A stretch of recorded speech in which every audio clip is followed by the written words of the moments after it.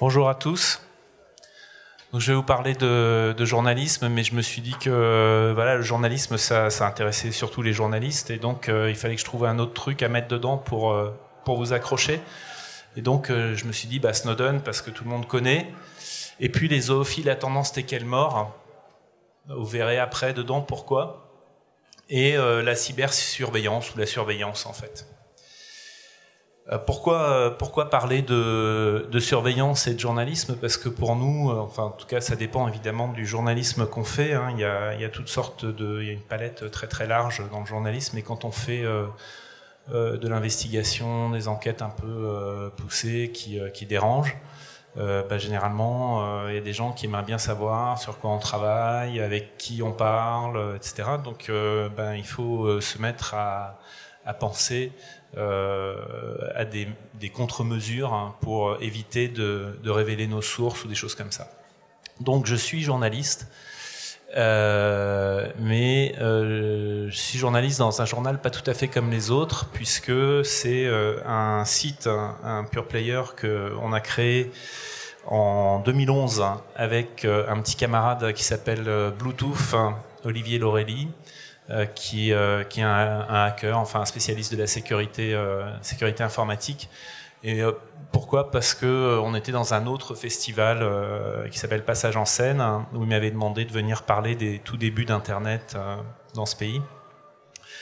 Et donc j'avais fait Oncle Bob raconte la vieille histoire d'Internet. Et après on avait parlé de presse, de journalisme, et on s'était revus dans un café, et on était arrivé à peu près à la même conclusion, parce qu'on ne trouvait pas de journaux qui publient des articles qui nous intéressent sur tous les sujets qui nous intéressent, et que donc il y avait un déficit, il y avait quelque chose qui n'allait pas dans la presse. Puis au bout d'un moment, on s'est marrés tous les deux, on était devant lui une bière et moi un coca, et on s'est marrés, et on s'est dit il n'y a qu'à en faire en fait, un journal. Et voilà, c'est né comme ça, et on a fait ce canard qui, quelques mois après, démarrait comme un vrai journal, c'est-à-dire qu'on a obtenu un numéro de commission paritaire, on salarie les journalistes, ils sont payés à la pige, donc voilà, un vrai journal avec des vraies cartes de presse.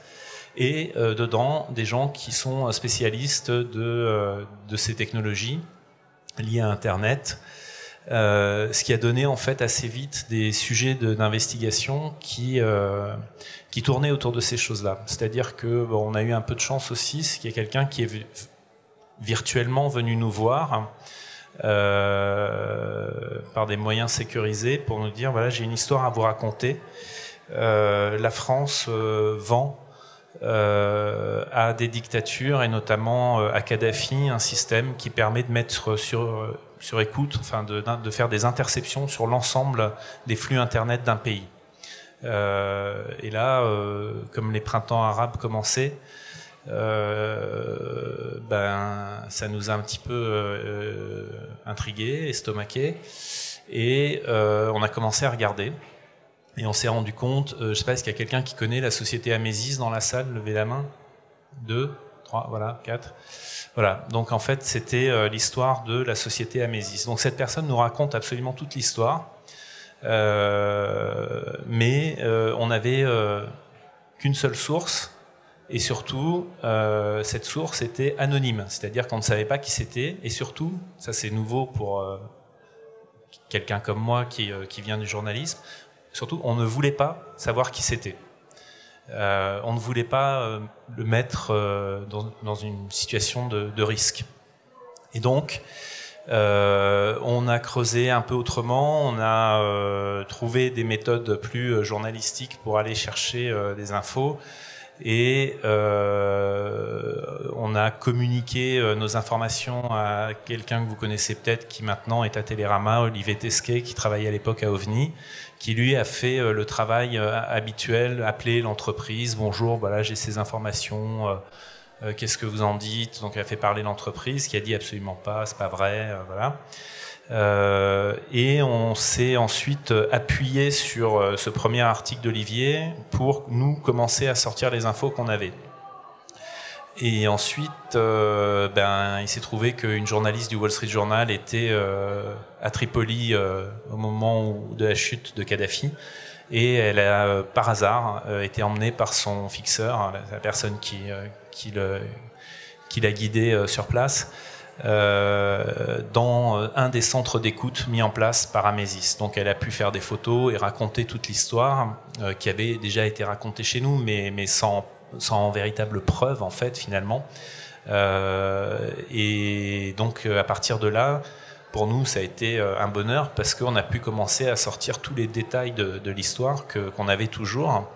Et voilà, et on a beaucoup embêté Amesis, et du coup, comme Amesis avait été soutenu par le gouvernement français, sérieusement, on a embêté aussi le gouvernement. Et voilà, donc on a fait ce genre d'enquête. C'est comme ça que ce journal, pas comme les autres, a commencé à se faire connaître. Alors, donc moi je viens aussi d'un autre siècle, je suis très vieux, et donc de mon temps, en fait on avait des calepins pour noter les noms, les numéros de téléphone des gens. Alors par exemple, les gens au Canard enchaîné, donc journal d'investigation, ils avaient un système de codage en fait. On ne pouvait pas faire le lien entre les noms et les numéros de téléphone sur les calepins s'ils étaient saisis. Voilà, donc on avait déjà ce genre de soucis à l'époque. Et donc, on n'avait pas de téléphone portable, on n'avait pas de mail, pas d'internet. Donc, on se posait pas toutes ces questions d'écoute. Les écoutes qu'on pouvait avoir, c'était sur notre ligne téléphonique, ces pinces crocodiles qui étaient mises sur des lignes très physiques. Et donc, quand on faisait de l'investigation, on allait à la rencontre des gens. Et voilà, ça c'était avant. Et aujourd'hui, en fait, tout a changé avec l'arrivée de ce réseau, puisque aujourd'hui il n'y a pas un journaliste qui n'utilise pas Internet. Enfin, je veux dire, à part quelques papis très très âgés. On rigole, mais quand j'ai commencé à travailler, donc vers les années 80 et quelques, 86, 88 par là, dans le journal où j'étais, on commençait à avoir des ordinateurs et il y avait quelqu'un qui écrivait ses papiers au stylo plume et les donnait à taper à des secrétaires. Il n'aurait jamais utilisé ni une machine à écrire ni un ordinateur. Donc il y avait peut-être encore des gens qui n'utilisent pas Internet, mais c'est quand même un peu rare. Et donc le problème avec ce réseau, et là si je remonte beaucoup plus loin, dans les années 90, j'avais pas mal discuté avec un type dont le surnom était Dr Mudge, qui était un des créateurs ou le créateur du groupe de hackers Loft, et qui m'avait dit un truc qui m'avait frappé en fait et qui a conditionné ma vision d'Internet après. Il m'avait dit: ce réseau a été construit pour faire plein de choses, mais s'il y a bien une chose pour laquelle il n'a pas été fait, c'est de faire du commerce sécurisé. C'est totalement non sécure. C'est ouvert et donc c'est non sécure. Partant de là, il est bien évident que communiquer sur Internet pour des choses sensibles, ça pose un souci. Pourquoi ? Parce que les stratégies d'écoute de la part des États ou des entreprises, puisque aujourd'hui il y a quand même pas mal d'entreprises qui commencent à avoir des moyens assez conséquents et qui peuvent concurrencer les États dans ce genre de trucs rigolos, ces gens-là vont axer leur stratégie d'interception ou d'écoute sur ces technologies-là. Aujourd'hui, il y a aussi un autre souci, et là je reviens à Amesis, c'est que les possibilités techniques d'écoute deviennent globales. C'est-à-dire qu'on n'est plus dans de l'interception d'une ligne téléphonique où on va avoir de temps en temps une communication entre deux personnes qu'on va pouvoir intercepter et écouter. On est dans un truc où le flux continu d'informations extrêmement personnel, extrêmement sensible d'une personne va être accaparé du matin au soir et même la nuit. Les capacités de stockage sont telles. Aujourd'hui, on peut se faire avec un pauvre truc chez Amazon, on peut stocker des milliards d'informations. Donc tout est vraiment possible. Alors, pourquoi c'est embêtant les histoires d'interception et les journalistes, ou la surveillance et les journalistes? Pourquoi? Parce que il y a pas mal de méthodes pour faire taire un journaliste. Alors nous on connaît ça depuis longtemps, hein. La meilleure façon, c'est de faire pression sur les actionnaires. Alors, je vais vous donner un exemple concret. J'ai un petit camarade avec qui je viens de faire un documentaire, que je vous engage à aller voir, il est sur reflet.info, qui s'appelle Jacques Duplessis. Il obtient des infos sur justement le financement d'un hôpital à Benghazi, donc en Libye. Et dans cette histoire, il y a une entreprise avec un homme d'affaires français qui est mouillé. Et donc il vend l'article au point. Et on lui dit c'est génial, vas-y, enquête, fais ton truc, etc. Donc il avait tous les documents, il avait absolument tout pour prouver cette histoire. Donc il y a des financements bien foireux et tout ça, des trucs politiques, enfin bon, il y avait toute la sauce qui allait bien pour faire un bon papier. Et à la fin, il s'occupe du contradictoire. Le contradictoire, quand on est journaliste, c'est donner la parole à la personne que l'on met en cause. C'est pas parce qu'il va nous apprendre quelque chose, hein, il va rien nous dire qui nous intéresse, il va nous dire non, ça n'existe pas, c'est pas vrai, etc. Mais s'il nous poursuit après la publication de l'article, on n'est pas allé le voir, il nous poursuit devant la 17e chambre, qui est le tribunal qui s'occupe des délits de presse. S'il nous poursuit et qu'il peut dire cette personne ne m'a même pas contacté et donc il n'y a pas eu de contradictoire, on est sûr d'être condamné. Donc on le fait uniquement pour ne pas obtenir une condamnation immédiate. Donc il fait le contradictoire, il va voir ce monsieur, il dit voilà, vous avez financé truc à Benghazi, machin, etc. Et le type dit écoutez, c'est pas vrai, bon, de toute façon, votre article ne sortira jamais. Il dit ah bon oui, je connais du monde au point, votre article ne sortira pas. Donc Jacques se marre et s'en va, bon voilà. Et l'article continue sa petite vie, il rend son papier, le papier est monté, la maquette est faite, et nous on appelle ça accroché au mur, c'est-à-dire qu'en fait accroché au mur, il y a la maquette du journal, on est quasiment à un petit moment du moment où on va imprimer le journal, quoi. Quand vraiment la maquette est affichée au mur, c'est qu'on est déjà très avancé. Donc tout allait bien, il rentre chez lui, tout roule. Le journal sort, pas d'article. Et effectivement, il a pu savoir après, et d'ailleurs il a obtenu un mail qui lui expliquait la chose, hein, ce qui sera utilisé quelques années plus tard. Ce monsieur mis en cause connaissait un actionnaire du Point qui a téléphoné au directeur de la rédaction en disant ce papier-là ne doit pas sortir. Et effectivement, le papier n'est pas sorti. Voilà comment on fait pression comment on fait taire un journaliste. Ça arrive. Vous avez d'autres systèmes qui sont très bien rodés aussi. C'est le budget pub. La plupart des journaux ont un mode de financement qui est mixte, la vente en kiosque. De nos jours, ça baisse, plus personne n'achète de journaux dans les kiosques. D'ailleurs, les jeunes ne savent même plus qu'il y a des journaux dans les kiosques. Ils pensent que tout est sur Internet et que tout est gratuit, et du coup, les journaux meurent. Bon. Dans les journaux, il y a la publicité et la vente en kiosque. Si vous êtes un gros annonceur et qu'il y a un article très méchant qui est en train de se préparer sur vous, vous pouvez très bien aller voir le journal dans lequel cet article est prévu en disant écoutez, si vous faites sortir ce papier, nous, notre budget pub là, des 3 mois qui viennent, c'est mort. En fait, finalement, on va pas le dépenser chez vous. Et généralement, ça marche pas trop mal. Il y a eu un problème comme ça à Libé et dans plusieurs autres journaux avec Volkswagen sur l'histoire des tests anti-pollution qu'ils avaient truqués, où ils ont menacé de couper les budgets pub. Alors, il faut savoir que LVMH, c'est le plus gros annonceur dans la presse en France, puisque c'est tout le groupe de luxe. Donc, si vous voulez faire un article méchant sur LVMH, il y a un endroit où vous ne le publierez jamais, c'est les Échos, parce que ça lui appartient, ou le Parisien. Ça marchera jamais. Et puis, dans les autres journaux, tout le monde va réfléchir à 2 fois, parce que quand il va couper 2 mois de pub, ça va faire 200 000 ou 300 000 euros de moins dans les caisses pour l'année. Et donc, voilà. L'autre sujet, ce serait d'avoir un bon dossier sur le journaliste. Peut-être qu'il a des secrets, des choses qu'on pourrait révéler, etc. Alors, j'ai écrit, j'ai pas d'idée, j'ai pas d'exemple, mais j'ai plein d'idées parce que pour faire ça, c'est assez simple. Aujourd'hui, vous avez toute l'infrastructure qui est là. Les boîtes noires dont vous avez sans doute entendu parler, qui ont été mises en place par le gouvernement, qui sont des espèces de... Alors c'est décrit de manière à ce qu'on puisse bien fantasmer sur le truc, mais grosso modo, ce seraient des algorithmes qui sont là pour surveiller le flux, le trafic Internet et faire ressortir des signaux faibles dans le cadre de la lutte contre le terrorisme. Et s'il y a une chose qu'on a apprise au fil des ans, et qui a été confirmée par Snowden, c'est que, en fait, ce que j'ai appelé moi la théorie du gâteau au chocolat.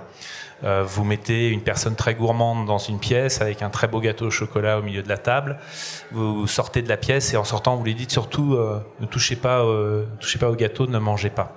Et puis vous partez et vous le laissez mariner pendant quelques heures. Il est assez probable qu'au bout d'un moment, la personne craque. C'est un peu la même chose quand vous commencez à mettre en place des outils d'interception un peu massifs. Il y a un moment où vous allez vouloir vraiment vous en servir à 100%, pas à 5% en fait. Donc le coût des boîtes noires qui surveillent éventuellement des signaux faibles dans la lutte contre le terrorisme, ça va très vite être utilisé pour d'autres choses. Vous avez bien sûr les entreprises qui commencent à se lancer dans ce genre d'activité, mais c'est pas complètement nouveau non plus. Il y a déjà eu des scandales avant Internet sur des espèces de barbouzeries en fait menées par des entreprises. Et puis vous avez de plus en plus de prestataires d'outils d'interception dans le secteur privé qui vendent des outils extrêmement pertinents. Alors écouter un journaliste, c'est facile. Pourquoi c'est facile? Parce que les journalistes sont généralement des communicants, donc des gens qui communiquent beaucoup, qui vont parler sur toutes sortes de réseaux, qui font pas très attention. Ils ont l'habitude de rendre public des choses, donc ils sont pas dans je cache. Et puis surtout, la plupart du temps, techniquement, ils sont un peu à la ramasse, donc ils vont faire un peu n'importe quoi. Ensuite, ça coûte pas très cher et ça permet, comme diraient les communicants, d'être en avance de phase. C'est-à-dire que si vous voulez faire taire un journaliste ou éviter des articles désagréables, il faut savoir à l'avance que l'article est en préparation. Ce qui, par exemple, pour nous, dans le cadre de notre documentaire, on a fait un crowdfunding pour le financer. C'était très compliqué parce qu'on ne voulait pas révéler le thème de notre documentaire, justement pour pas que se mettent en place en face des stratégies de fermeture de portes et qu'on ne puisse plus interviewer personne et que tous les gens qu'on aurait appelés se seraient dit « Ouh là là, non, pas eux, vu le sujet de leur documentaire, s'ils viennent m'interroger, ça va être un problème. » Donc c'est bien d'écouter, de savoir ce que préparent les journalistes d'investigation, disons. Les journalistes facilitent la tâche, c'est ce que je disais, c'est qu'ils vont faire un peu n'importe quoi, ils vont pas réfléchir à ce qu'ils font, ils vont utiliser des clicodromes, machin, ils comprennent pas comment fonctionne le réseau. Ensuite, voilà, ce que je disais il y a quelques minutes, l'industrie spécialisée explose, les outils sont là aujourd'hui. Ça, c'est un truc, en 2015, je suis allé faire un reportage aux États-Unis. C'est un truc qui est jamais sorti, je sais pas pourquoi. J'étais mandaté par Paris Match, j'avais même pas été leur vendre le sujet, c'était en parlant avec eux, ils m'ont dit ce serait génial que tu fasses un reportage là-dessus. Je leur dis oui, mais le problème c'est que pour faire un reportage là-dessus, il faudrait que je parte aux États-Unis, c'est un gros truc, donc c'est compliqué, ça coûte très cher. C'est pas grave, c'est génial, vas-y. Bon, ok, donc j'y vais, ils me mettent le photographe de Paris Match qui est en résidence à Los Angeles avec moi pendant une semaine. On parcourt un peu une partie de la Californie pour rencontrer des gens. L'idée, c'était d'aller revoir les premiers hackers un peu légendaires qui avaient explosé au tout début d'Internet. Donc, je ne sais pas si ça vous parle, par exemple le logiciel Nmap, ouais, il y a des gens qui hochent la tête. Bon, voilà, Fyodor, le gars qui a fait ça, c'était un des premiers hackers comme ça sur le réseau. Et puis il y en avait plein d'autres. Et donc l'idée c'est d'aller voir ce qu'ils étaient devenus. Et donc un d'entre eux, dont le surnom à l'époque était Caméléon, m'avait dit à ce moment-là, il m'avait dit, mais tu sais, maintenant, l'industrie, enfin, le secteur de la sécurité informatique, c'est devenu une industrie au même titre que l'aviation ou le Big Pharma et tous ces machins-là. C'est-à-dire qu'il y a énormément d'argent, et c'est vrai, aujourd'hui, un zero day, ça peut monter à $1 million, alors que eux, à l'époque, ça les faisait marrer, ils écrivaient les failles qu'ils trouvaient, ils les documentaient, ils les postaient dans Bugtrack, et puis éventuellement ils faisaient un POC, voilà. Donc ils vendaient pas leurs trouvailles. Aujourd'hui, si, donc c'est devenu vraiment une grosse industrie. Et donc vous avez des salons comme Millipol, où s'équipent les services de renseignement et les forces de l'ordre. Quand vous y allez aujourd'hui, Millipol à Paris, une fois tous les 2 ans, une énorme partie du salon est consacrée en fait à ces industries d'interception, dites de sécurité informatique, ce serait plutôt de l'insécurité informatique, puisque l'idée c'est d'infiltrer vos téléphones, vos ordinateurs, d'y déposer des mouchards et de pouvoir écouter ce que vous faites. Puis vous avez des gros acteurs, genre Cosmos, Amesis, Finfisher, Hacking Team, etc., qui font tout plein d'outils foireux de ce genre-là. Alors on nous a vendu plein de trucs, on nous a dit à l'époque, je ne sais pas si vous êtes sûrement tous, la plupart, trop jeunes pour vous souvenir de la grande crise Internet de 2001 par là, grosse crise financière, tous les marchés s'écroulent, les startups disparaissent, il n'y a plus d'argent, c'est la galère, plus personne n'investit un euro dans les technos Internet. Et puis il y a un gars qui imagine un truc et dans une entreprise, et le patron de l'entreprise se saisit de cette idée immédiatement et lance le concept en disant « Les gars, c'est pas grave, avant c'était l'Internet 1.0, maintenant on va faire l'Internet 2.0 ». C'est un concept marketing typiquement américain pour dire en fait tout va bien. Et donc tout le monde s'auto-convainc que c'est super, on va passer à une nouvelle phase. Et donc Tim O'Reilly, qui publie des bouquins informatiques, lance ce concept du Web 2.0 et nous dit voilà, avant on publiait des pages sur voilà. On publiait des pages sur statiques, sur des serveurs web, c'était un peu dans un seul sens. Là maintenant ça va devenir, c'était compliqué, c'était vraiment pour les informaticiens, voilà. Maintenant ça va devenir super simple, on va avoir des CMS, des machins où les gens pourront contribuer en mettant des commentaires, ça va aller dans les 2 sens, ça va être génial, etc. Bon, voilà. Et puis aujourd'hui, en fait, à quoi ça ressemble l'Internet 2.0 ? Ça ressemble à cette slide très moche qui est la première en fait que tout le monde a retenue dans les révélations de Snowden. C'est très très intéressant comme slide. Ce que vous voyez en marron ici, ce sont des câbles transatlantiques qui sont posés, déroulés sous l'eau par des bateaux. Donc, c'est leur unique raison d'être, ces bateaux-là, ils déroulent des câbles. Il y a notamment en France une société qui fait ça, qui s'appelle Alcatel Submarine Networks, et c'est très rigolo parce que il y avait une ministre des Internets en France qui était un peu bête comme ses pieds et qui avait lâché le morceau dans une interview aux Échos en disant bon, Alcatel, tout ça, oui, on va peut-être vendre un peu, machin, mais il y a une partie d'Alcatel qu'on ne vendra jamais pour des raisons de sécurité nationale, c'est ASN, Alcatel Submarine Networks. Bah oui, évidemment. Pourquoi ? Parce que quand vous avez la main sur les câbles, vous avez la main sur ce qui passe dans ces câbles, et donc c'est très intéressant. Donc vous avez tous les câbles qui sont là, et c'est le upstream, c'était la façon de collecter en fait les flux qui passent dans ces câbles. Après Prism, je ne sais pas pourquoi tout le monde a retenu Prism, qui était beaucoup moins intéressant. Prism, c'était en fait l'idée, c'était d'aller piocher directement dans les contenus qui étaient collectés par Microsoft, Yahoo, Google, Facebook, etc. machin.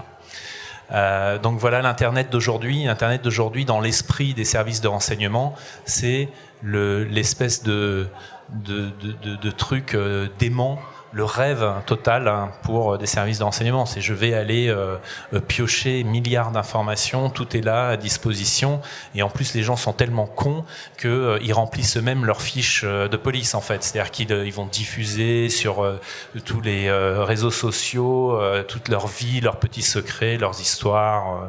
Éventuellement, ils vont s'envoyer par mail des nudes, etc. Donc c'est super, on aura des photos d'eux à poil, on pourra les faire chanter. Donc au début, en fait, quand avec mes petits camarades de ces groupes de hackers aux États-Unis, avec qui pas qu'aux États-Unis, mais aussi aux États-Unis, avec qui je traînais dans les années 90, on rigolait bien parce que en fait, on était dans le Far West, mais c'était notre Far West, c'est-à-dire qu'en fait, il n'y avait pas de shérif, on pouvait faire ce qu'on voulait. Grosso modo, le shérif, il n'arrivait pas bien à comprendre comment fonctionnait le système, et donc on était toujours quelques longueurs d'avance. Aujourd'hui, en fait, c'est plutôt le contraire. C'est toujours le Far West, mais le problème, c'est que maintenant, c'est leur Far West et que nous, on peut plus rien faire. Donc avant, il n'y avait pas de shérif dans le cyberespace et on avait des trucs assez rigolos. Par exemple, je me souviens d'un moment dans la fin des années 90 où certains petits camarades avaient pris la main sur l'outil permettant, je vais essayer de le tourner, faut que je fasse attention à ce que je raconte, l'outil permettant de contrôler un robot qui était sur Mars. C'était l'Internet of Things intersidéral, l'Internet of Shit en fait, donc où on pouvait éventuellement faire des grosses bêtises avec ce robot sur Mars. Évidemment, ils n'ont jamais touché au robot, puisque grand pouvoir, grande responsabilité, autre époque. Autre exemple rigolo, il y avait à l'époque aussi, ils avaient pris la main sur une machine dans une banque qui était équipée parfaitement pour pouvoir envoyer des messages Swift. Je ne sais pas si pour vous ça dit quelque chose, un message Swift, c'est en fait un message interbancaire. Je prends de l'argent sur un compte, je le crédite sur un autre, et donc on se doit de l'argent, on s'envoie des messages Swift qui vont en fait rendre la transaction possible. Donc vous imaginez que si vous préparez un script rigolo qui va générer des millions de messages Swift entre les banques pour échanger de l'argent de comptes bancaires de manière un peu aléatoire, vous pouvez faire un truc super rigolo parce que en fait, avant qu'ils trouvent la machine qui déconne physiquement, qu'ils aillent tirer le câble, etc. Et puis après qu'ils remettent tout dans l'autre sens, ça aurait pu être assez rigolo. Bon, pareil, ils n'ont jamais touché à ça. L'autre exemple que j'ai pris, c'est un journal, c'est le New York Times. Alors, il est doublement intéressant parce que quand vous avez la main sur les gens qui diffusent l'information, en fait, on parle aujourd'hui de fake news, mais si vous faites un truc intelligent, vous pouvez orienter les gens, et ça ne se voit pas forcément, c'est pas aussi gros qu'une fake news, mais si vous commencez à trifouiller, j'avais fait un roman là-dessus dans les années 2000 aussi, si vous commencez à trifouiller des cours de bourse, des choses comme ça, vous pouvez faire des trucs incroyables. Éventuellement, moi j'avais fait un manuel en fait avec ce bouquin pour faire tomber le capitalisme et faire écrouler en fait tout le système. Donc en fait, il y avait à l'époque un journal, donc le New York Times, qui allait publier un rapport qui était le rapport Starr. Le rapport Starr, c'est le rapport qui avait été fait sur Bill Clinton, alors président des États-Unis, sur son histoire avec une stagiaire qui s'appelait Monica Lewinsky, avec qui il avait fait des petits trucs sous le bureau ovale. Et donc on allait publier dans les journaux, et notamment dans le New York Times, l'ensemble du rapport Starr. Donc c'était un procureur américain indépendant qui avait fait le rapport sur cette affaire. Et le jour où le New York Times va publier le rapport, un groupe de hackers inconnus jusque-là prend la main sur la home du site et change le contenu de la home et met une page. En fait, dans le code source de la page, il y avait tout un message extrêmement long, extrêmement intéressant, et en visible, il y avait une image un peu avec un cul et puis deux seins, et voilà. Il s'appelait Hacking for Girlies, en fait, les hackers pour les filles, en fait. Donc pour épater les filles. Alors ce qui est rigolo, c'est que ce groupe de hackers était totalement inconnu, et ils n'ont jamais, ils ont gardé la main sur les machines toute la journée. C'est-à-dire que les administrateurs reprenaient la main, les gars revenaient, etc. Donc c'était assez chaud leur truc quand même, assez fort. Et sur toute une journée, ils auraient pu laisser quand même une quantité incroyable de traces. Et en fait, ils n'ont jamais été arrêtés. On ne sait pas qui c'est. Des bruits circulent comme quoi ça pourrait être ce qu'on appelle des hackers blancs, des gens qui avaient tout à fait pignon sur rue, qui avaient fait ça pour se marrer et pour montrer que voilà ce qui était possible de faire. Bon. Donc aujourd'hui c'est l'inverse, en fait, le shérif fait sa loi et c'est pas la loi des pays, c'est sa loi. C'est-à-dire qu'en fait les services de renseignement font absolument ce qu'ils ont envie de faire, même si la loi leur interdit de le faire. Et d'ailleurs, on crée pas. Pourquoi est-ce qu'on crée un service de renseignement alors qu'on a des services de police et une justice? Tout fonctionne pour garder une espèce de consensus social où on ne fait pas certaines choses, etc. Il y a tous les outils pour faire ça. Pourquoi on crée un service de renseignement? C'est parce que on veut que ce service puisse faire un certain nombre de choses qui sont à la limite sur la ligne jaune, rouge, appelez-la comme vous voulez. Pas vraiment. Ils ont inventé un mot comme ça quand on a commencé à leur parler des écoutes massives. Il y a eu un mot qui a été inventé par les politiques qui est super drôle. Ça fait rire tous les juristes. Hein. Ils ont dit c'est pas illégal, c'est pas légal, c'est allégal. Allégal, ça n'existe pas. Un juriste vous dira c'est légal ou c'est pas légal. Il n'y a pas de truc entre les deux. Donc quand on fait des écoutes massives comme ça, c'est illégal. Donc, qu'est-ce que nous a appris Snowden? Alors Snowden, il nous a appris des trucs. Nous, comme on avait fait l'histoire avec Amesis, Cosmos, etc., on avait beaucoup travaillé sur ces sujets-là à reflet. Grosso modo, on avait bien l'idée des capacités techniques qui étaient à disposition des services de renseignement ou des États. Et donc on n'était pas super étonné de ce qui a été sorti, mais en revanche c'était une confirmation avec des PowerPoint très moches. Alors moi ça m'a fait marrer parce que les PowerPoint très moches, en fait c'est des services de renseignement ou de l'armée américaine. En fait j'en avais récolté quelques gigas à la suite du 11 septembre sur un serveur mal sécurisé aux États-Unis d'une des agences américaines. Et donc pendant 3 ou 4 ans, tous les jours je téléchargeais des dizaines et des dizaines de documents très intéressants sur justement tous les réseaux, les câbles posés par l'armée américaine partout dans le monde. Et donc leur PowerPoint était super moche aussi. En fait, ça doit être un truc, une marque de fabrique des militaires ou des services de renseignement américains. Ils font des PowerPoint moches. Donc avec ça, on a compris que les États-Unis avaient pris une position qui était un peu différente de la nôtre, qui était de collecter absolument tout ce qu'ils pouvaient connecter. La seule limite étant technique et de stockage en fait. Mais l'idée c'était de prendre tout et de faire le tri après. Probablement, si on y réfléchit, c'est un peu une espèce de balancier post-11 septembre. On a raté des trucs, il faudrait tout avoir, et puis après on ferait le tri, et puis il y aurait des algorithmes qui chercheraient des trucs. Bon, ça marche pas, hein. L'intelligence artificielle, aujourd'hui, c'est surtout de la connerie artificielle. Mais voilà, ils ont eu cette stratégie. Après, il y a un autre truc qu'on a appris, c'est que les alliés s'écoutent entre eux, que il y a une espèce de place de marché énorme où les gens vont s'échanger en fait des infos. Typiquement, je suis français. Alors, je vous donne un exemple comme ça qui est pas voilà, c'est pour donner l'exemple. Je suis français, je n'ai pas le droit d'écouter ma population, donc je vais aller voir mes voisins, les Anglais par exemple. Bon les gars, est-ce que vous voulez pas écouter ma population? Et puis vous me filez les infos. Et moi en échange, j'écoute les vôtres. Je vous file le résultat de mes écoutes. Ça nous a valu à nous, la France, une position qu'on n'avait pas avant. Alors c'est rigolo parce qu'en fait il y a une recomposition géopolitique qui s'est faite avec cette nouvelle approche des écoutes massives. La France est entrée dans le cercle en fait ce qu'on appelle les Five Eyes, c'est-à-dire en fait les pays qui avec qui les Américains échangent le plus d'informations. Pourquoi ?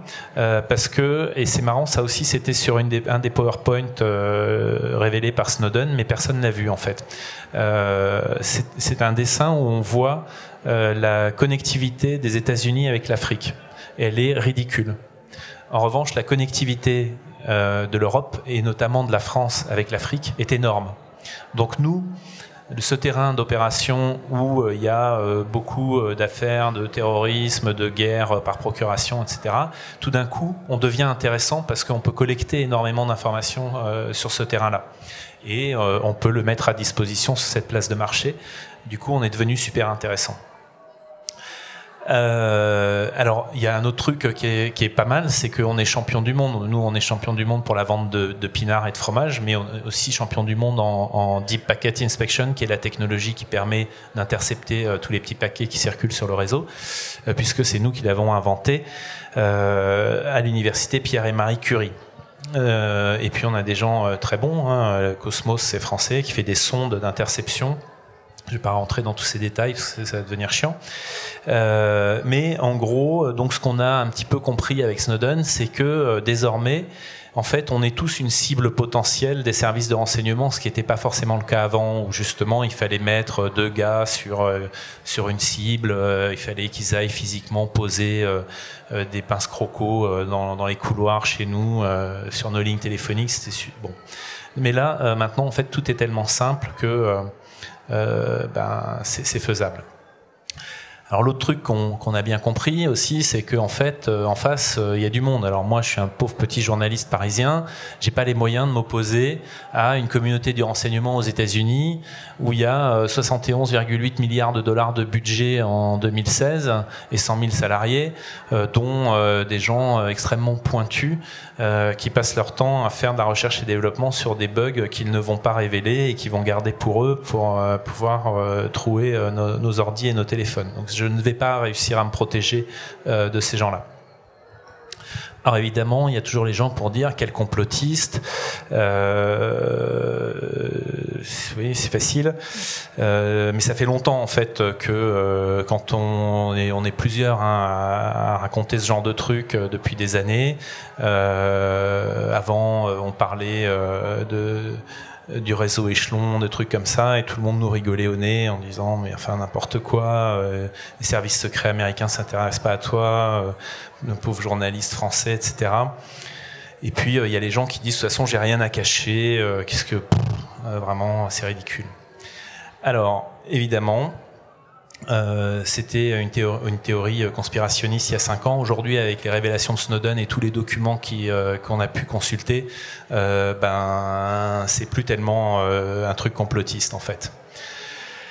Et alors, ce qui est rigolo, c'est le discours, évidemment, c'est pour lutter contre le terrorisme. Alors si vous écoutez, ils sont marrants les Américains parce que y a un truc qu'on n'a pas le droit de faire aux États-Unis, c'est mentir. Enfin, on a le droit de mentir, mais on n'a pas le droit de se faire prendre.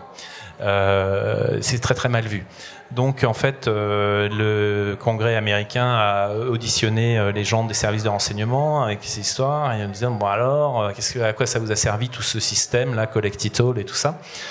Et ils ont dit, au début, ils ont dit, oh là là, on a pu éviter une 50aine d'attentats, c'est quand même extrêmement pratique et tout ça.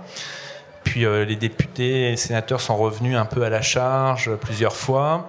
Après, c'est tombé à une dizaine. Après, c'est tombé à 2. Et à la fin, il y a quand même un membre des services de renseignement éminent aux États-Unis qui a fini par avouer que, en fait, non, ça n'avait jamais servi à éviter un attentat. C'est-à-dire qu'en fait, ils ont mis en place une infrastructure absolument monstrueuse qui a coûté des millions de dollars et ça n'a servi à rien pour la lutte antiterroriste. En revanche, dans les différents programmes, on appelle ça des programmes d'interception, dans les différents programmes de la NSA, il y en a 2, moi, qui m'ont intéressé, parce que je ne vois pas très bien comment on peut les relier à la lutte antiterroriste. En revanche, je vois très bien comment le lier aux activités habituelles des services de renseignement.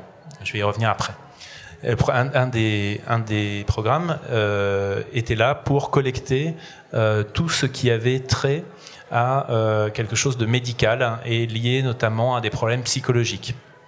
Donc vous envoyez un mail à votre médecin en lui disant je me sens vraiment super déprimé, je crois qu'il va falloir renouveler l'ordonnance d'antidépresseurs. Ça, c'était intercepté. Et un autre truc, c'était tous les selfies dans lesquels il y avait un pourcentage de peau dénudée. À partir d'un certain pourcentage, les selfies étaient interceptés. Au siècle passé, je travaillais en fait dans un journal financier où de fil en aiguille, j'étais devenu, je sais pas pourquoi, si je sais pourquoi, parce que j'étais de Perm le jour où le mur de Berlin est tombé, donc c'est moi qui ai fait l'article parce que j'étais de Perm le soir et c'est moi qui l'ai fait. Et du coup après on m'a dit bon bah toi qui connais les pays de l'Est, bon voilà, c'est comme ça qu'on devient un journaliste spécialisé sur les pays de l'Est. Et du coup, voilà. Et donc, j'écrivais sur les pays de l'Est, l'effondrement du bloc communiste et c'était un journal financier. Donc, en fait, toutes les négociations entre ce qu'on appelle le Club de Paris, sont les banquiers, et les États sur les prêts, comme ça, pour essayer de rééchelonner la dette et tout ça. Et quand il y avait des réunions du Club de Paris, j'appelais des banquiers. Et puis j'appelais quelqu'un que j'avais rencontré par hasard, qui travaillait à l'ambassade de Russie pour avoir les deux avis sur les réunions. Voilà. Bon. Et puis un jour, je pars à Moscou avec un type qui existe encore, mais plus trop, qui s'appelle Balladur, hein, qui voulait devenir président. Donc il avait décidé qu'il allait faire un petit tour de 24 heures à Moscou. Donc on part, tous les journalistes, on suit le candidat. Et au retour, un type m'appelle au bureau, il me dit voilà, bonjour, je suis policier, je travaille dans un service, ça s'appelle la DST, ce qui aujourd'hui correspond à la DGSI. Vous avez des relations avec quelqu'un à l'ambassade de Russie, on est au courant et du coup on voudrait vous prévenir parce qu'on pense qu'il appartient au service de renseignement russe et que donc il va vous intoxiquer, tout ça. Donc je lui ai dit écoutez, vous êtes gentil mais vous me racontez des trucs au téléphone, je sais pas qui vous êtes, donc si vous voulez me parler, vous venez me voir au journal et vous me montrez vos différentes cartes de visite et de police. Effectivement, le type vient et on boit un coup au café en bas. Et de fil en aiguille, alors il me raconte son histoire, donc voilà, très bien. Donc il allait au devant, c'est un peu leur rôle, ils allaient au devant dans les entreprises voilà, pour prévenir les problèmes. Et moi, comme depuis assez jeune, je m'intéressais à tous ces trucs voilà, je lisais des romans policiers, des trucs comme ça, donc ça m'intéressait de discuter avec lui de son métier. Et donc je lui pose un certain nombre de questions. Je lui dis ben voilà, quelles sont vos limites, qu'est-ce que vous avez le droit de faire ou de pas faire. Et il me dit la seule limite qu'on a, c'est de pas se faire attraper. Bon, déjà c'est intéressant de le savoir. Ça veut dire que juridiquement ils sont pas tellement tenus, en tout cas à l'époque. Hein, maintenant, aujourd'hui, ça a sûrement beaucoup changé. C'est sûrement beaucoup ready. Et l'autre truc, c'est que il me dit en fait nous pourquoi on existe pour faire des choses à des gens qu'ils n'ont pas envie de faire naturellement. Et pour ça, depuis la nuit des temps, on a des leviers. Les leviers, c'est des histoires sexuelles, des addictions à la drogue, à l'alcool, des histoires d'argent, des histoires d'ego, des gens qui le font par nationalisme, j'aide mon pays, voilà, etc. Donc voilà, on a ces leviers. Et notamment, typiquement, un des leviers, c'est de pouvoir faire chanter la personne. Donc, si vous avez un dossier médical bien rempli sur une personne, c'est utile. Et si vous avez des selfies de lui à poil dans des positions abracadabrantes, et bien évidemment, c'est aussi très utile. Donc, je retourne toujours à mon idée de pourquoi est-ce qu'ils ont fait tous ces trucs-là. Et dans mon mode complotiste, je me dis que ça sert à remplir des dossiers sur les gens. Voilà, donc toujours au nom de la lutte contre le terrorisme, on avait par exemple à Mésis, quand on a été, une journaliste allait interviewer le commercial en chef de chez Amésis une fois que toute l'affaire a été révélée, en disant alors quand même, vous vendiez un outil à quand même un espèce de dictateur sanguinaire qui allait poursuivre ses opposants politiques avec ça. Et le type dit mais pas du tout. C'était pas des opposants politiques, c'était des terroristes et des pédophiles. Bon, premier point.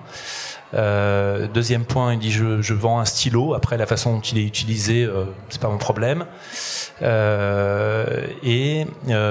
se rend compte que en fait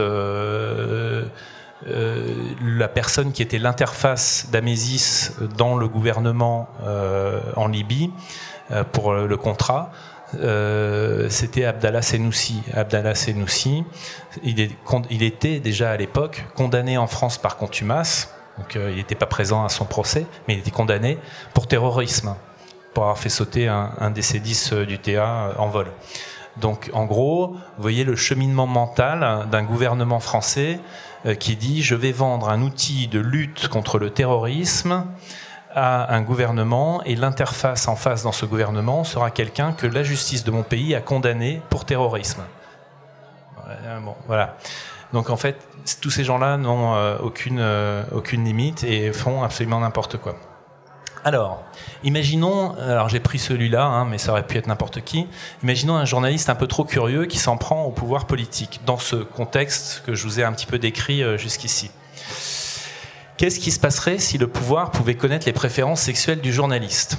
Alors, on va dire, mais comment c'est pas facile et tout ça, machin. Par exemple, vous avez, c'était en 2012, vous aviez la liste des logins et des passwords de YouPorn qui circulaient sur Pastebin. Donc en fait, si vous faites un petit script qui va aller se connecter et récolter les préférences de chaque utilisateur, vous allez pouvoir faire des fiches et savoir si la personne est fan de zoophilie, tendance teckel mort. Tout le monde fait ce qu'il veut avec ses fesses, c'est pas le problème, mais il y a des gens qui sont pas super tolérants et en termes d'image, ça peut nuire que ça se sache. Donc évidemment, vous pouvez faire pression sur ce journaliste. Donc ok, mais s'il n'a pas de compte YouPorn, parce qu'il y a des gens qui doutent toujours. Donc effectivement, il n'a peut-être pas de compte YouPorn. En revanche, je vous donne un autre exemple, c'est dans les années 2000, c'était en 2001, avec un petit camarade du journal où je travaillais qui s'appelait Transfert, qui est toujours en ligne d'ailleurs, mais qui n'existe plus. On s'était intéressé aux sex shops en ligne. Pourquoi ? Parce que, alors c'est marrant parce que ça c'est comment fonctionne la presse, et en l'occurrence la presse féminine, qui est un cas un peu particulier. On s'était rendu compte avec ce camarade, Nicolas, que pendant, et par les journaux féminins qu'on avait à la maison, ou des trucs comme ça, que pendant à peu près 15 jours, un mois, il y avait eu toute une série d'articles dans à peu près toute la presse féminine, dont l'idée générale était les sextoys, c'est cool, c'est chic. Voilà. Alors pourquoi ? Parce que aujourd'hui il n'y a plus besoin d'aller dans un sex shop glauque à côté de la gare de Lyon pour l'acheter. On peut l'acheter sur internet et puis c'est voilà, on est anonyme en fait. Alors pourquoi il y avait eu cette série d'articles ? On a fini par comprendre, c'est parce qu'à l'époque il y avait une série télévisée qui s'appelait Sex in the City, donc avec 3 petites nanas à New York, etc. C'était super drôle d'ailleurs. Dans un des épisodes, il y a un sextoy qui est posé sur la table de nuit d'une de ces nanas. Et donc ça c'était nouveau, c'était la première fois que voilà que cet objet était introduit dans une série grand public, et du coup ça a permis en fait à des gens qui font des relations presse, des relations publiques, de balancer toutes sortes de communiqués de presse bien montés, si je puis dire, où ils disaient voilà, aujourd'hui même dans les grandes séries américaines on voit cet objet, c'est cool, c'est chic, et puis aujourd'hui il n'y a plus besoin d'aller dans un sex shop, on peut l'acheter en ligne. Et donc avec mon copain Nicolas on s'est dit ok, les gens qui vont acheter sont entre guillemets anonymes, mais pour acheter, il faut bien qu'ils payent, qu'ils laissent leurs coordonnées pour qu'on leur envoie les objets qu'ils achètent. Et du coup, comment est-ce que ces start-up sex shop protègent les données qu'elles collectent ? Alors on a regardé et puis on est assez vite tombé sur le sex shop qui va mal, qui était le sex shop le plus cité dans les articles de la presse féminine. Et quand vous rajoutiez à la fin sur la racine mail.txt, vous aviez un fichier qui était un extrait, en fait, un extract des 10 000 clients du sex shop. Donc évidemment après, quand vous entriez le mail dans Google, on était déjà à une époque où Google était assez puissant, vous retrouviez évidemment toute la vie de ces gens-là et vous pouviez savoir qu'ils étaient clients de ce sex shop. Et la preuve, la liste des mails est à droite. Alors, évidemment, personne n'est à l'abri de voir ces informations exposées, puisque dans la liste des clients, c'était assez rigolo, parce qu'il y en avait toute une partie qui avait utilisé leur mail professionnel pour faire leurs achats, et leur mail professionnel était évidemment en .gouv.fr. Donc vous aviez le prénom, et puis évidemment là j'ai un petit peu protégé les données personnelles de ces gens-là, et donc il n'y a pas leur nom exact, mais on les retrouvait assez facilement. Donc on avait des gens dans les cabinets ministériels, etc. Donc tout c'était très bien. Vous voyez très bien que ça paraît complètement dérisoire et complètement déconnant. Mais imaginez qu'un service de renseignement étranger cette fois puisse aller voir quelqu'un qui est dans un cabinet ministériel et lui dire écoutez voilà on a collecté des infos sur ce que vous achetez sur tel sex shop et du coup ce serait quand même dommage que ça arrive entre les mains de journalistes pas forcément à Paris, mais peut-être dans un pays voisin, et que l'histoire revienne jusqu'en France via d'autres journaux. Ça vous paraît complètement abracadabrant, mais là on travaille en ce moment sur un thème qui est les lobbyistes. On a rencontré un type qui paye des journalistes dans des rédactions, et des gens qui ont pignon sur rue. C'est pas le petit journaliste dans un petit journal tout pourri. Il les paye pour publier des articles que lui écrit pour le compte du Qatar, de l'Arabie Saoudite, etc., du Kazakhstan. Et les gars mettent en fait leur signature au bout de l'article et publient dans leur journal, et ils se font de l'argent de poche comme ça, quoi. Mais pas, c'est pas de l'argent de poche, parce que voilà, c'est des trucs à 5 000 euros. Quand vous publiez un article, si vous êtes pigiste par exemple, ça va être maximum 500, 600 euros, quoi. Donc vous voyez le rapport. Donc vous voyez que vous pouvez très bien trouver des gens pour publier ce genre de papier. Et du coup, ça peut être un petit peu embêtant que des données personnelles fuitent comme ça. Donc ok, mais s'il n'y a pas de compte YouPorn, qu'il n'est pas client d'un sex shop, ça arrive, voilà. Les services de renseignement ont évidemment bien d'autres leviers habituels. Ces services de renseignement ou les entreprises peuvent surtout, en fait, avec les systèmes d'interception, peuvent surtout finalement identifier les sources des journalistes, parce que la plupart des journalistes qui font de l'investigation, ils ont un peu de bouteille, etc. Et donc, ils sont difficilement influençables. Et aujourd'hui, si on arrive à les faire taire via les trucs que je vous ai décrits au début, par les pressions de la pub ou des actionnaires, ils vont trouver un autre moyen de diffuser leur info sur des sites, sur Internet, etc. Donc, ça va finir par sortir. En revanche, les sources, nous, on est journalistes d'investigation, on n'est rien sans nos sources. Si les gens ne nous parlent pas, s'ils n'ont pas confiance, c'est mort. Du coup, c'est super embêtant si ces services ou ces gens peuvent aller faire pression sur les sources en leur disant voilà, on sait que c'est vous, vous allez avoir des soucis.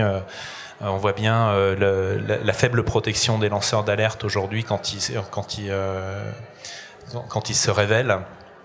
Et de ce qui arrive en fait dans leur vie quand ils rendent public qui ils sont. Donc en fait, finalement, on se rend compte quand on regarde les choses en prenant un peu de recul que les États, alors j'ai pris la France là dans ce cas particulier, les États accumulent des textes de loi qui, pris séparément, peuvent sembler déjà un peu liberticides, mais pris dans leur ensemble, sont une espèce d'outil monumental permettant justement d'identifier les sources des journalistes, d'identifier les journalistes. C'est embêtant parce que ça s'est généralisé, et ça s'est généralisé pas uniquement dans les pays type clients d'Amésis, Arabie Saoudite, Maroc, Libye, etc. Ça s'est généralisé aussi dans des pays dits démocratiques. On a les États-Unis qui sont a priori la plus grande démocratie mondiale. Enfin bon, on ne savait pas comment on regarde, hein, mais ou la France. J'ai un grand débat avec un camarade avec qui d'ailleurs je travaillais à Transfert, hein, qui est Jean-Marc Manac. On n'est pas d'accord là-dessus. Lui pense qu'il n'y a pas de surveillance de masse en France et moi je pense que oui.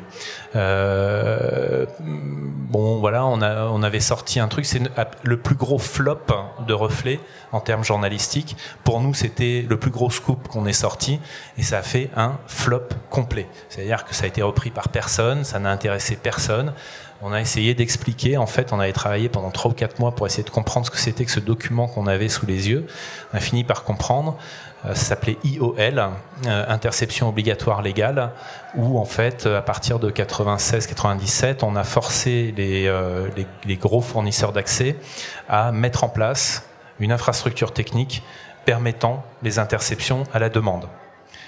Et là encore, c'est l'histoire du gâteau au chocolat. À partir du moment où l'outil existe et où il est installé, où il est en place, il ne va pas falloir attendre longtemps avant que le gouvernement se dise oui, bon, de toute façon, le truc est là, on va l'utiliser dans un cadre plus large.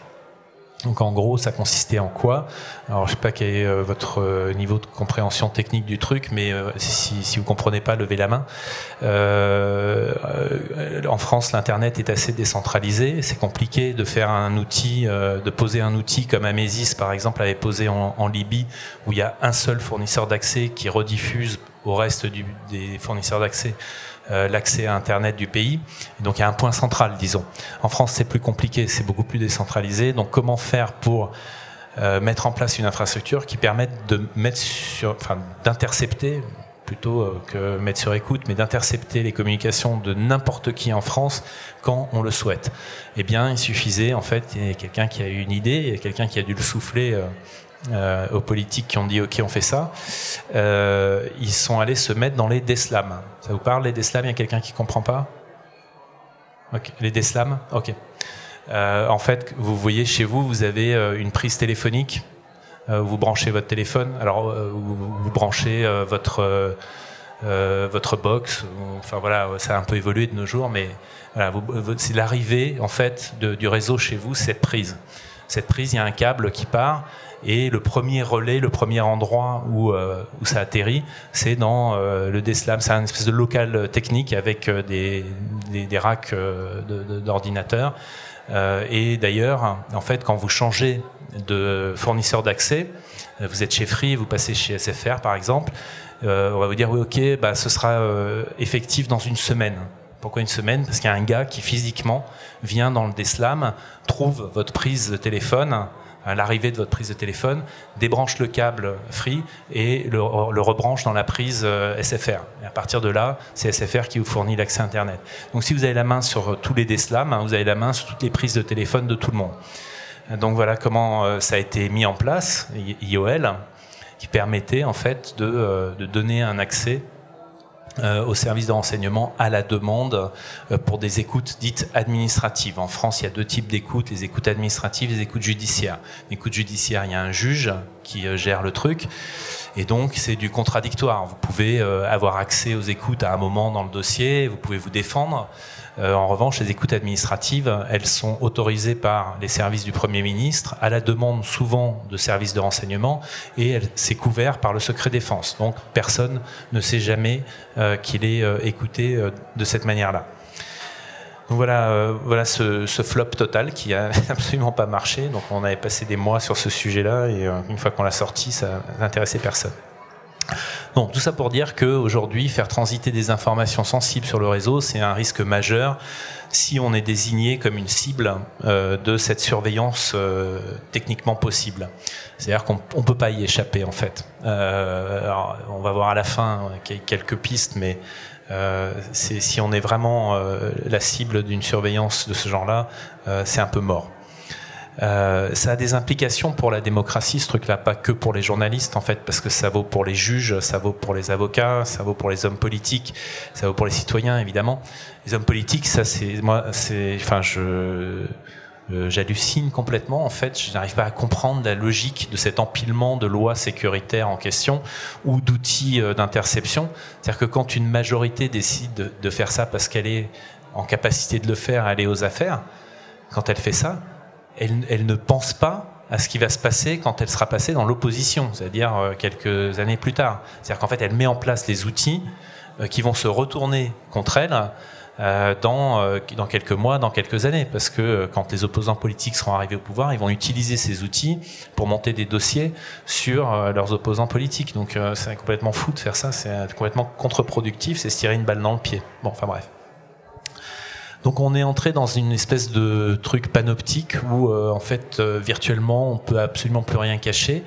C'est intéressant de noter que même les meilleurs se font attraper. C'est-à-dire que tout à l'heure je vous ai cité un exemple d'un groupe de hackers dans Hacking for Girlies qui n'a jamais été attrapé, mais c'est un cas extrêmement rare. C'est super rare de trouver ça. La plupart des hackers, même ceux qui font beaucoup parler d'eux, par exemple le groupe Lulzsec vers 2012 ou 13, je sais plus quand c'était, ils ont fait les cons pendant quelques mois, c'était super rigolo ce qu'ils faisaient, etc. Ils avaient un compte Twitter, ils avaient un site web et tout, et bon, ils diffusaient tout ce qui hackait, tout ce qu'ils hackaient, et ils ont fini quand même par se faire prendre. Pourtant, ils étaient visiblement assez bons.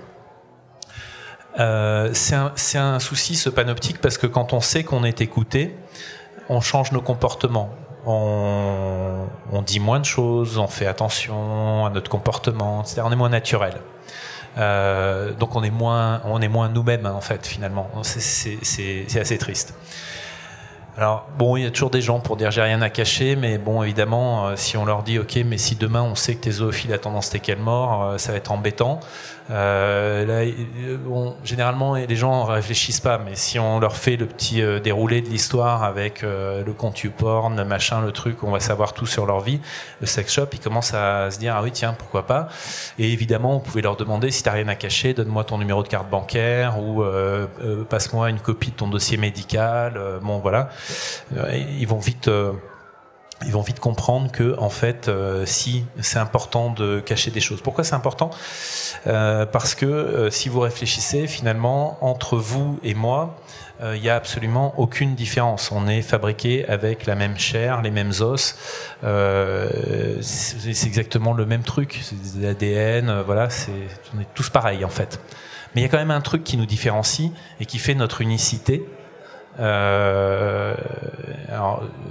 C'est justement notre vie privée, notre vie intime, nos pensées, nos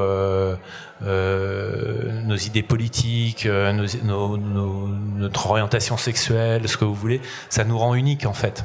Si on commence à tout mettre sur la place publique, sur les réseaux sociaux, si on dit on n'a rien à cacher, je suis totalement transparent, je vous raconte tout, etc., en fait, on abandonne notre unicité. Et c'est un problème, en fait, si on réfléchit à ça, enfin, à mon avis. Voilà. Donc, en fait, pour finir, je veux dire, parce qu'on me dit, oui, mais t'es un peu négatif comme gars, vas-y, donne-nous un truc positif, qu'est-ce qu'on fait ? Alors qu'est-ce qu'on fait ?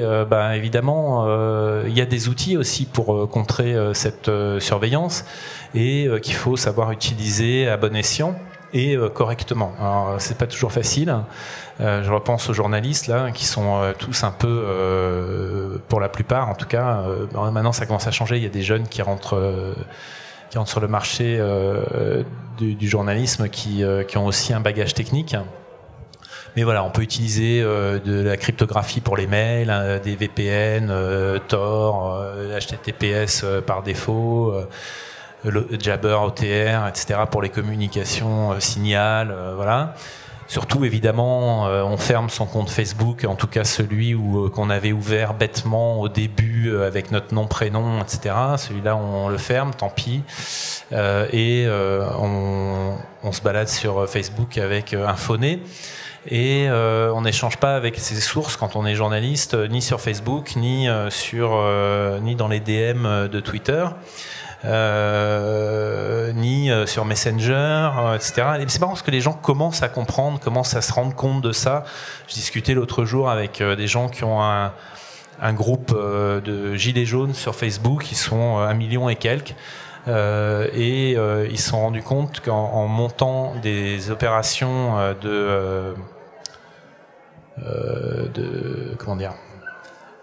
d'enfumage, en discutant sur Messenger d'actions qu'ils allaient mener, bizarrement, les services de police étaient au courant et en masse à l'endroit où le truc était censé se passer. Alors c'est des trucs super rigolos, hein. Ils ont passé 3 semaines à monter une histoire où ils allaient aller déverser des produits frelatés puants au siège de En Marche, et le jour dit, à l'heure dite, ils sont allés voir comment c'était, et en fait il y avait 4 quarts de CRS, des mecs avec des fusils, etc.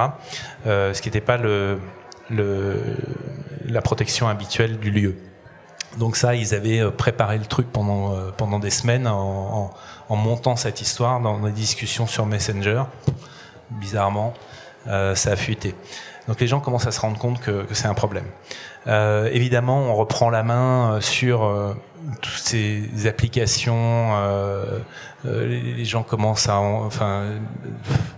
Ils enregistrent ils font enregistrer leur mot de passe par leur browser. On ne surfe pas sur Internet en ayant un onglet connecté à son compte Google, un autre à Facebook, et après on fait son enquête journalistique sensible en étant connecté sur ces 2 machins. C'est pas possible. Et on évite tous les trucs qui coulolent, Clicodrome, Tracker, on fait des mises à jour, on choisit un OS qui convient pour l'usage voulu, comme Tails, on chiffre avec VeraCrypt, etc. Par exemple, je suis allé il y a quelques années aussi enquêter sur l'attentat du Bardo en Tunisie. Comme j'avais déjà un petit peu remué des trucs à Paris avant de partir, j'étais parti du principe que la Tunisie savait pourquoi je venais. Donc voilà. Et une fois sur place, je devais pouvoir consulter le dossier d'instruction, mais sans vraiment l'avoir sur mon ordinateur, ou si je l'avais d'une manière un peu sécurisée, parce que voilà, je voulais pas avoir des soucis. Donc la préparation du voyage, ça m'a pris un peu de temps, trouver un ordinateur qui n'avait jamais servi, le réinstaller complètement avec un Linux, un peu paramétré comme je voulais, avec un VPN, etc. Et puis un coffre-fort dans un coffre-fort dans VeraCrypt, voilà. Et puis un téléphone qui avait été acheté en Afghanistan par un camarade, avec une carte achetée sur place une fois arrivé. Bon, voilà. Donc il faut juste s'adapter en fait au contexte. Alors évidemment c'est compliqué. Alors les journalistes, quand on les forme à ce genre de truc, on avait été faire toute une série de formations dans une chaîne de télé avec des gens qui sont beaucoup en Afrique. Du groupe France Télé. C'est sidérant parce que en fait il y a une incompréhension totale des risques, comment protéger ses sources. Quand il passe un reportage, mettons qu'un journaliste dans un pays bien foireux où les sources prennent vraiment des risques physiques quand il parle au journaliste, quand le journaliste envoie son reportage, il dit au gars qui est à Paris, bon, quand tu montes, alors bien sûr tu floutes la personne pour pas qu'on la reconnaisse, parce que là elle a parlé vraiment de trucs, c'est chaud, la police pourrait l'attraper, le torturer, donc tu floutes bien, et puis surtout pas de nom et tout ça, machin, oui, pas de problème. Mais en fait, quand ils envoient le reportage, ils envoient de manière complètement transparente, c'est pas chiffré, ça circule sur le réseau du pays, voilà, c'est totalement ouvert, et donc c'est totalement intercepté par les services de renseignement sur place, mais je sais pas, bon. Alors après les journalistes se disent oui, mais si on commence à mettre de la sécurité, c'est beaucoup moins facile à utiliser, c'est un problème dans les rédactions, parce que s'il y a bien un endroit où l'information doit circuler, c'est dans un journal ou dans une télé. Il ne faut pas que ce soit compliqué. Il faut que ça circule très vite entre les différents services parce qu'on fabrique l'information de manière rapide. Donc dès que vous commencez à mettre de la sécurité, des mots de passe, des machins, des trucs, ça devient très compliqué. C'est pour ça que quand il y a eu l'épisode TV5 Monde, quand ils se sont fait hacker, après on a vu, il y avait un reportage dans la rédaction. Alors vous êtes fait hacker, oui, oui. Puis derrière le gars qui était interviewé, il y avait un post-it avec le mot de passe pour YouTube. C'était le mot de passe YouTube. Bon. Voilà, parce que tout le monde doit pouvoir l'utiliser et pas retenir un truc super compliqué. Donc, voilà. Donc évidemment, ça fonctionne pas bien dans les journaux. Voilà, à peu près le tour que je pouvais faire sur ces problèmes de sécurité et pour nos sources et pour nous et pour vous. Qui utilisait ce beau réseau avec lequel on peut faire plein de trucs.